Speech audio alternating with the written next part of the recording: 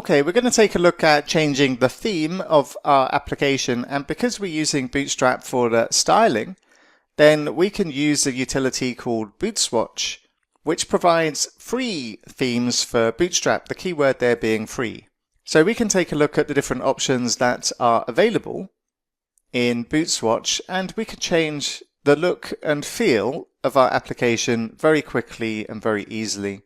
Some are more drastic than others, and if we do take a look at the different examples, then we've got one called Spacelab, or we've got one called Sketchy, which gives you a hand-drawn look for your application.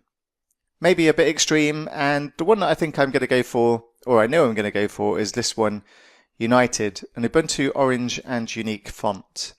So really the theme is just a change of colors and a change of fonts for our application, and we'll install and use BootSwatch, and then feel free to pick a theme of your preference. So we can install this using npm. So I'm just going to go back to VS Code, open up the terminal once again, and I'm just going to say npm-i and BootSwatch to go and get the CSS for this free theme switching utility. And all we need to do to apply this theme is head over to our angular.json file and add it as another external style sheet that we are using. Now, because style sheets cascade, we need to make sure that our theme that we're using comes below the bootstrap.min.css. So I'm just going to add it below the font awesome, and I'm going to specify node underscore modules / and then boot swatch / dist, and then we pick the name of the theme. So inside the node modules folder, if we do take a quick look at this and go to boot swatch, which we have just installed, inside here, inside the dist folder, we have all of our different themes that we can select from. Now I'm going for the United theme, and inside here we can see that we've got a bootstrap.min.css, and that's going to be using the color scheme and the fonts that we saw on their demo site. So in order to use this, we just need to specify inside the dist, I'm going to specify United / and then bootstrap.min.css and add the comma.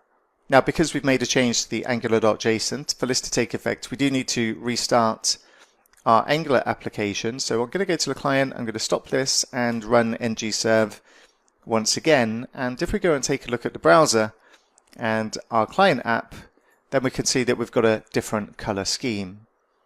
And all I really want to do is just change the navbar color to use the primary color for this theme.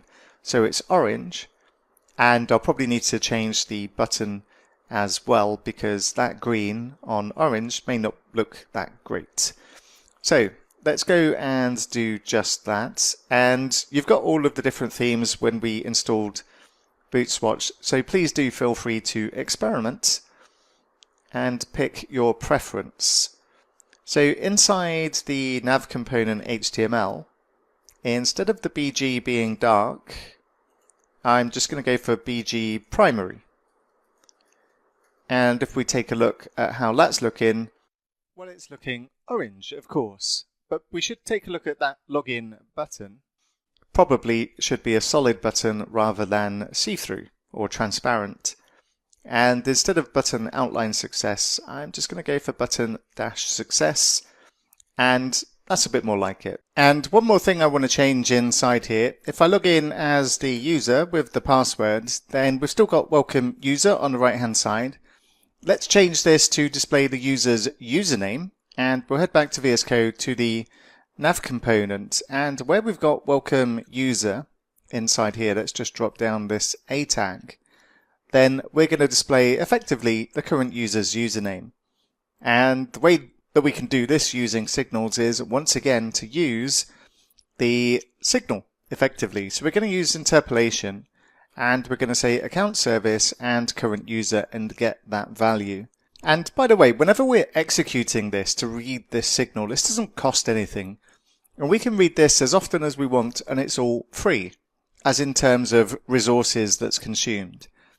these signals are very efficient. So using this in this way and having lots of what looks like lots of functions executing inside this template isn't costing us anything.